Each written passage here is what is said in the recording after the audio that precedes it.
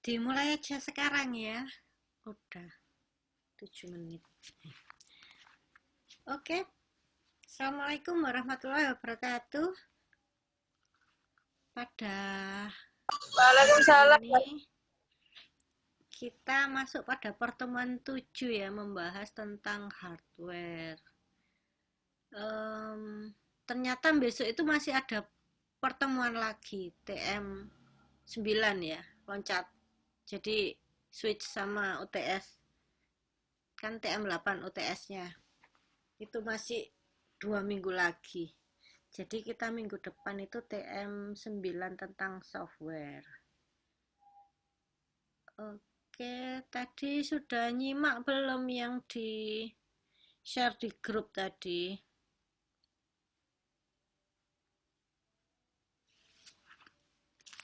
Halo?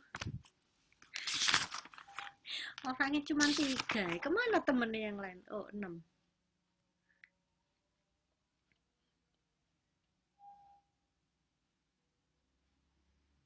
Mbak Eka Wulandari, Mbak Novi Maulida, Mbak Dwi Agustias.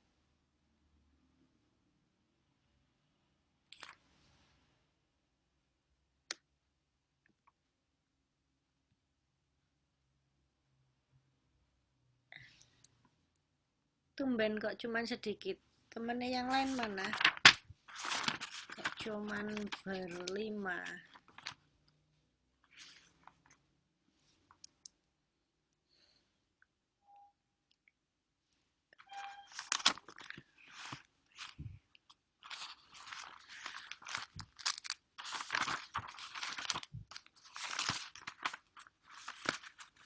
Sudah dilihat belum grupnya Mbak Devi Setianingsih? Kok grupnya? Videonya? Sudah absen belum? Sudah absen. Grupnya Mbak Devi ini siapa ya? Catatannya ya. Oh ini. Grupnya Mbak Devi B2.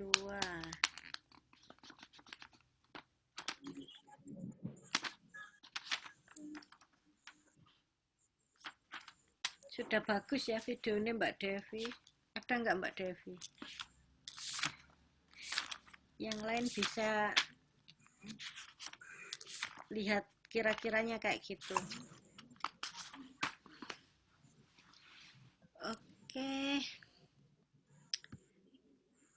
Bu Ana share screen dulu. Nah, pada pertemuan ini tentang hardware, tapi Bu Ana nggak yang menyampaikan detail teknis ya, karena tadi kan yang di share di grup tadi kan sudah penjelasannya sudah bagus tentang teknisnya hardware. Nah, di sini Bu Ana cuman pengen tanya-tanya, ngobrol-ngobrol aja. Jadi sistem komputer itu dibagi menjadi berapa macam? Berapa macam device? Halo. Komponen gitu, Bu. Ya, komponen hardware ada berapa macam? Ada input Ada device, input, output, prosesor, terus ada memori. memori, penyimpanan, ada Sudah.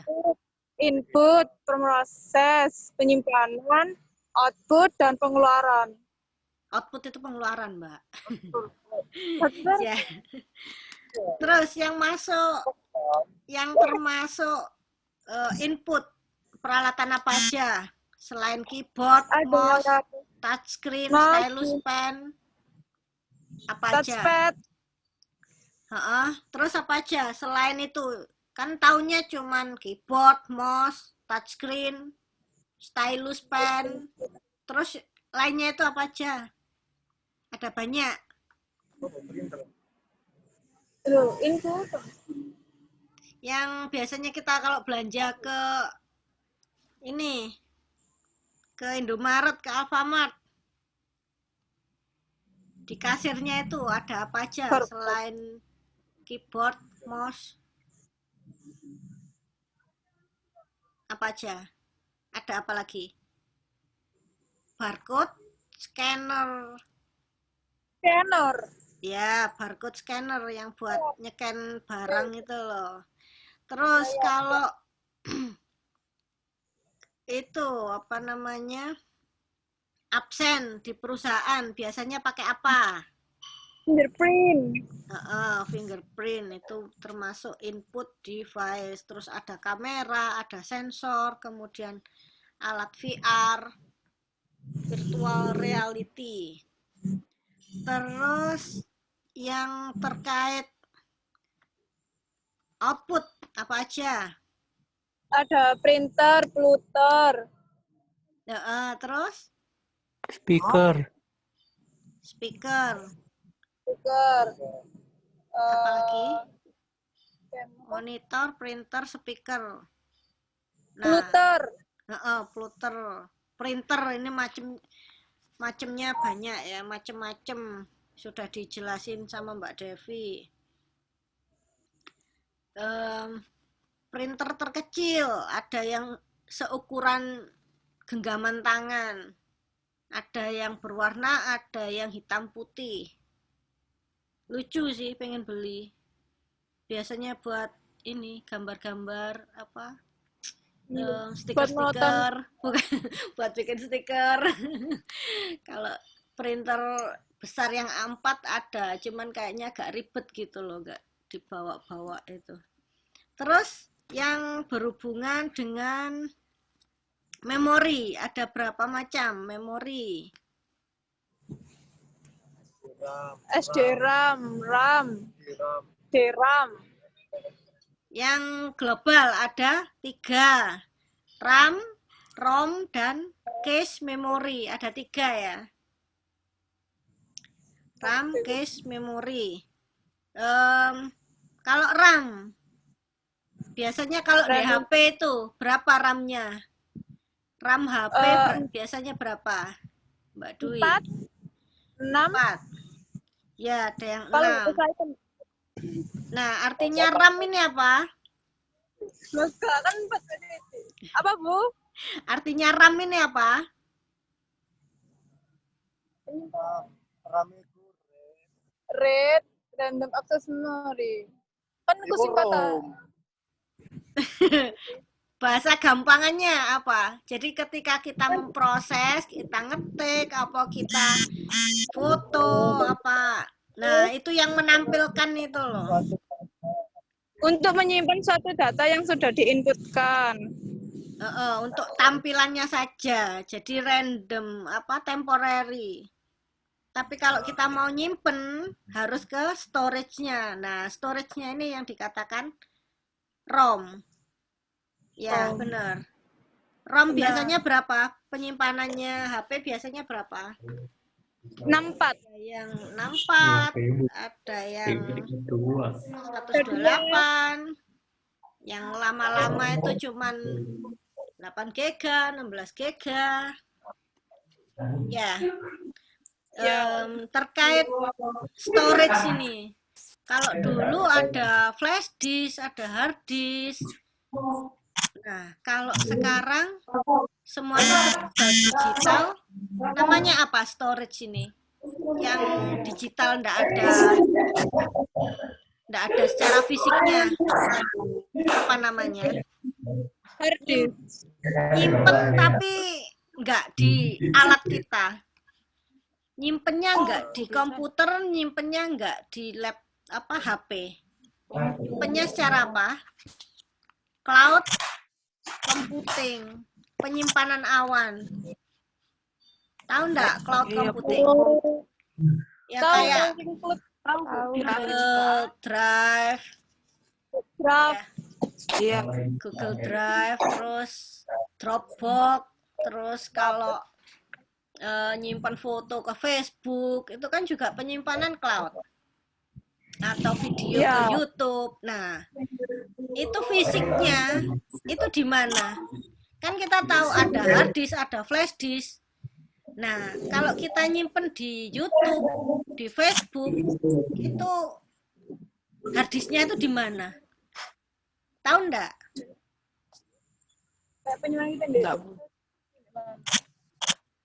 Kan udah pernah diajak Bu Ana ke Google Data Center. Ya di situ nyimpennya. Jadi mainframe namanya, ada server-server untuk nyimpen. Nah, kalau YouTube itu kan memang sudah dibeli sama Google. Jadi semua data yang di YouTube larinya ya ke Google Data Center. Di situ. Sudah ya, tahu ya kalau memori ada 3 ya, RAM, ROM, dan cache. Cache ini juga untuk memproses sementara, bukan penyimpanan permanen. Sudah tentang prosesor. Ini yang dari komputer pertama sampai sekarang ada historinya ya, ada sejarahnya. Jadi prosesor dari zaman bahula sampai zaman sekarang itu kayak apa, ada historinya. Tapi hari ini Bu Ana mau ngajak ke bentar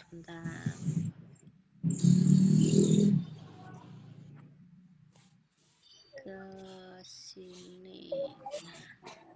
Bu Ana mau ngajak penemunya komputer yang pertama kali itu siapa sih? Nah, kelihatan enggak ini? Ada Charles Babbage. Oh, bacanya ya apa ya? Bingung banget. Charles Babbage. Nah, si Charles ini adalah seorang matematika asal Inggris. Jadi dia ini dianggap sebagai penemu komputer yang pertama. Tapi jangan dibayangin komputernya itu kayak sekarang enggak. Dulu tuh masih yang mekanik, masih yang single user. Jadi untuk hanya diperuntukkan satu macam instruksi. Jadi kalau sekarang kan HP sudah multitasking ya.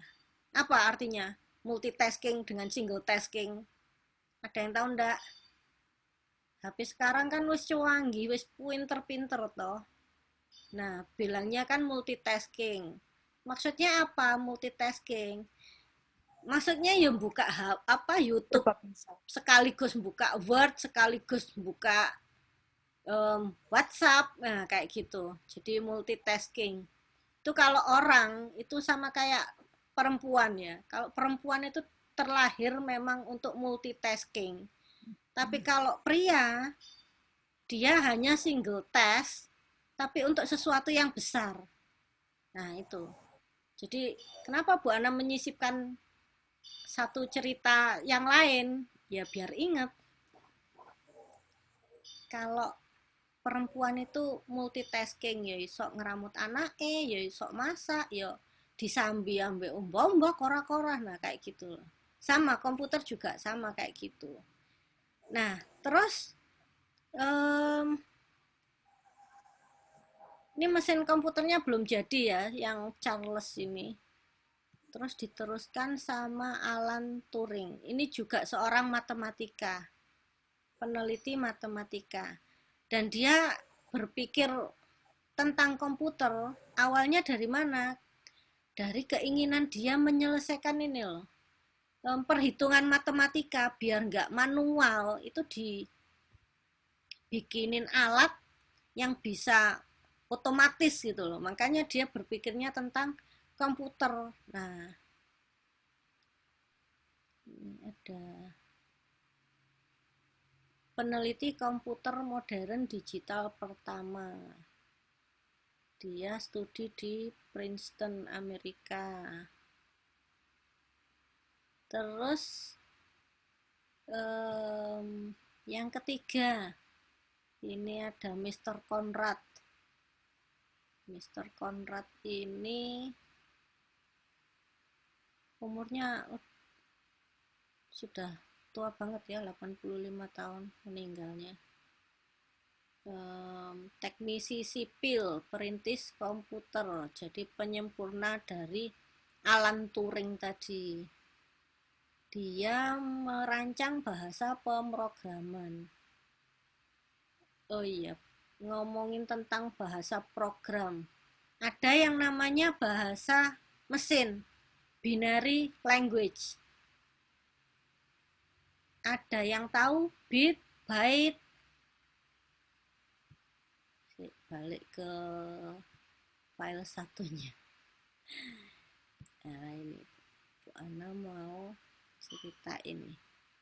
Nah, ini adalah bahasa mesin, bahasa komputer. Namanya binary language. Jadi dia diistilahkan dengan bit ya. Ada bit, ada byte. Jadi 1 byte itu 8 bit. Nah, 8 bit ini isinya apa? Cuman angka 1 dan angka 0. Jadi komputer itu sebenarnya ngertinya cuman angka 1 dan angka 0. Tapi dari kombinasi 8 angka itu tadi, maksudnya 1 bit kan 1 byte itu kan 8 bit. Jadi kombinasinya antara 1 0 1 0 1 0 gitu. Dari perbedaan kombinasi itu tadi, maka muncullah simbol. Misalkan simbol A itu isinya juga cuman 1 0 1 0 kayak gitu. Cuman kombinasinya beda-beda. Nah, itu yang masih angka ABCD ya. Bayangin yang sekarang itu sudah bisa baca huruf Arab, terus huruf kanji, huruf Jepang, huruf Korea. Nah, itu sampai berapa ribu kombinasi itu. Nah, yang kita tahu cuman ada kilobyte, ada megabyte, gigabyte, terabyte, ya kan? Biasanya kan di harddisk kalau kita beli harddisk mau yang berapa giga, berapa MB, berapa tera kan gitu. Tapi yang petabyte, exabyte, dan zettabyte atau yottabyte ini kita jarang banget nemuin. Entah emang karena belum dijual secara umum atau ini memang konsumsi untuk yang mainframe. Jadi kemarin komputer itu kan dibagi menjadi 3 ya. Ada yang masih ingat? Personal PC, server, dan mainframe. Nah, mungkin yang ini petabyte, exabyte, zettabyte, yottabyte ini untuk kapasitas yang ada di servernya mainframe. Sama kayak tadi kita ngobrolin tentang YouTube tadi. Servernya YouTube itu di mana? Jadi kalau kita nge-save video di YouTube, itu pasti ada harddisknya. Nah, harddisknya itu namanya apa? Namanya server. Nah, servernya ini di mana? Servernya di Google Data Center. Nah, itu keamanannya bisa diacungi jempol lah, nggak mungkin datanya kemana-mana. Nah, kita yang tadi di-share Mbak Devi tadi membicarakan komponen hardware ya. Kan sudah lihat videonya, sudah ngerti lah ada input, ada proses, ada output, ada memori. Nah, kemudian evolusi hardware. Evolusi hardware itu kita ke penemunya saja. Itu yang jarang di-share. Penemunya komputer siapa aja. Nah, tadi ada Mr. Conrad. Ini bahasa program. Tadi bahasa program ada bahasa binary language. Kemudian ada John von Neumann. Nah, ini adalah yang menemukan ini arsitektur von Neumann. Jadi di dalam prosesor itu kan ada control unit, ada arithmetic logic unit, ya ALU system sama CO. Nah, ini yang menemukan adalah von Neumann itu tadi, John von Neumann. Terus terkait ini, kenapa Bu Ana menyinggung tentang Bitcoin? Dari tadi kan kita ngobrol tentang byte, ada bit kan ya. Jadi 1 byte itu ada 8 bit. Nah, dari aktivitas komputer antara komputer satu dengan komputer yang lain yang berkomunikasi, nah itu timbul namanya Bitcoin. Apa sih Bitcoin? Ini adalah uang digital, uang elektronik. Nah, di sini sebenarnya sudah dari tahun 2009, tetapi banyak yang pro kontra terhadap uang digital Bitcoin ini. Jadi kalau dulu itu cuman 1 Bitcoin itu dihargai 3,5 dolar. Bayangkan. Sekarang Bitcoin itu 1 Bitcoin itu kalau enggak salah sampai 15.000 dolar. Jadi kamu bisa bayangin sendiri. 15.000 dolar itu kalau dirupiahkan nolnya nambah berapa? Nah, di sini kenapa orang berbondong-bondong join bisnis Bitcoin ini? Nah, Bitcoin ini namanya uang elektronik ya. Kalau dulu kita misalkan beli barang terus bayar, nah, biasanya kan pakai jasa perantara bank. Nah, kalau di sini ini biasanya yang pakai uang Bitcoin ini adalah punya usaha yang dia membayar bukan dengan uang yang 1.000-2.000 dolar, tapi uang yang banyak ya. Enggak, misalkan dia harus lewat perbankan, mungkin dia akan ditanyain apakah ini untuk beli apa, kemudian ini uangnya dari mana. Nah, itu loh yang bikin ribet, yang bikin pro kontra. Itu sebenarnya yang memusuhi ini adalah lembaga-lembaga terkait perbankan. Jadi antara percaya atau enggak, antara aman atau enggak uang Bitcoin ini, nyatanya ini sudah dipakai oleh banyak orang, dan ini merupakan satu sistem transaksi yang jadi satu. Jadi kalau perbankan itu kan sentral ya, tapi kalau Bitcoin ini tidak tersentral, artinya desentralisasi. Jadi ketika satu komputer berkomunikasi dalam hal ini transaksi, dan komputer yang lain itu mengiyakan, menverifikasi, ya berarti sudah tercapai namanya blockchain. Jadi satu blok gitu.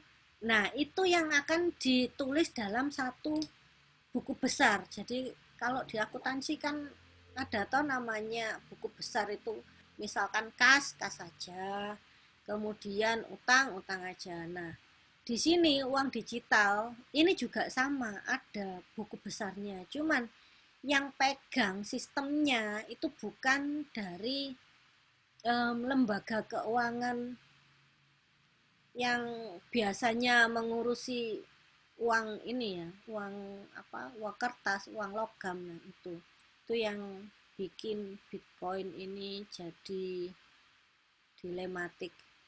Kemudian tadi di share Bu Ana yang di grup, coba dilihat ada yang namanya siapa tadi, ini Vitalik Buterin. Nah, Vitalik Buterin ini adalah dia yang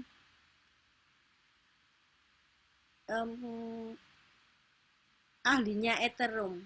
Jadi Ethereum ini apa Bu Ana? Ethereum ini adalah 11-12 sama Bitcoin ini ya. Jadi kalau Bitcoin ini harganya mahal banget. Nah, ini di level keduanya ada yang namanya Ethereum. Nah, ini yang di-share Bu Ana di grup tadi ada Vitalik Buterin. Ada enggak ya Vitalik Buterin? Enggak ada. Lupa tadi Bu Ana tadi di mana Vitalik Buterin itu tadi. Jadi ini lahirnya Bitcoin ini dari apa? Tadi kan dari komunikasi antar komputer yang satu dengan yang lain. Nah, itu disebutnya apa? Kayak nambang gitu loh. Jadi kalau dulu orang mungkin nambangnya nambang emas ya, tapi kalau zamannya digital, yang ditambang apa? Ya uang digital. Nah, ini ada stoknya berapa ratus ribu atau berapa puluh ribu gitu ada, dan sudah terpakai 80% lah, masih ada 20% lagi yang belum digali, belum di mining. Nah, ini, dan apa hubungannya Bitcoin dengan hardware? Untuk nambang Bitcoin ini butuh hardware yang speknya tinggi. Kalau tadi Bu Ana kan share-nya yang di grup tadi, kalau dia sebagai pelajar atau dia sebagai YouTuber atau sebagai gamer, kan kebutuhan komputernya kan beda-beda. Nah, begitu juga untuk nambang Bitcoin itu tadi butuh komputer yang mungkin mainframe, harganya enggak yang 100 juta apa berapa ratus jutaan gitu, tapi mungkin lebih. Nah, di situ banyak orang yang berlomba-lomba menggalang dana. Kalau Bu Ana kemarin pernah diundang Bitalgo itu juga gitu, katanya Bitcoin tapi pecahan paling kecil gitu loh. Jadi kita bisa nyimpen 100.000 sudah dapat kepingan paling kecil dari Bitcoin, namanya Bitalgo. Nah, itu. Terus lanjut lagi ke mana tadi? Tentang Bitcoin sudah. Oh iya, waktunya mau habis ini. Bentar, screenshot kayak yang videonya belum nyala, dinyalain. Nek absen aja wala kabeh.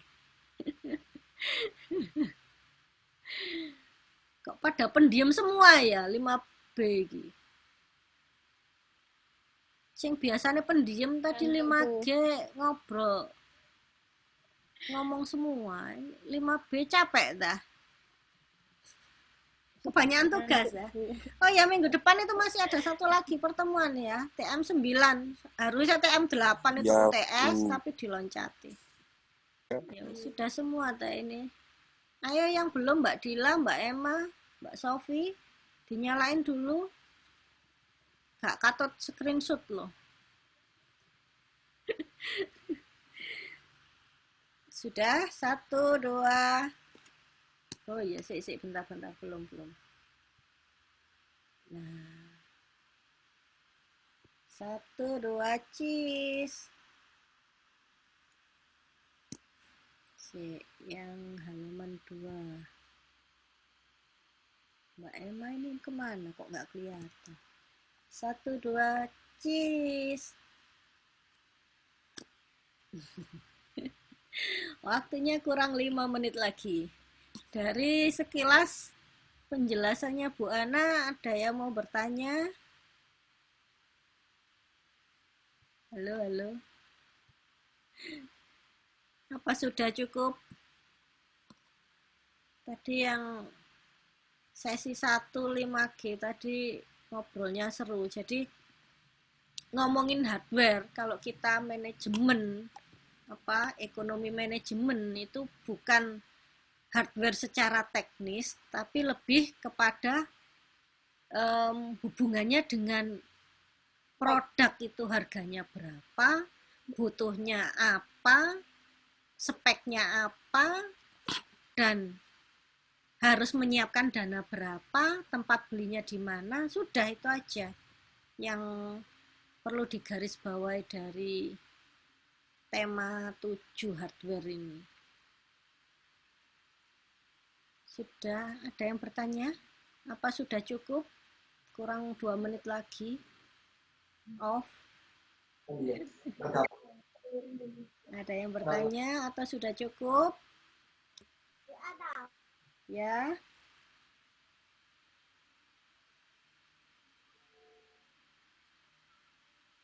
Sudah, nggak ada yang nanya?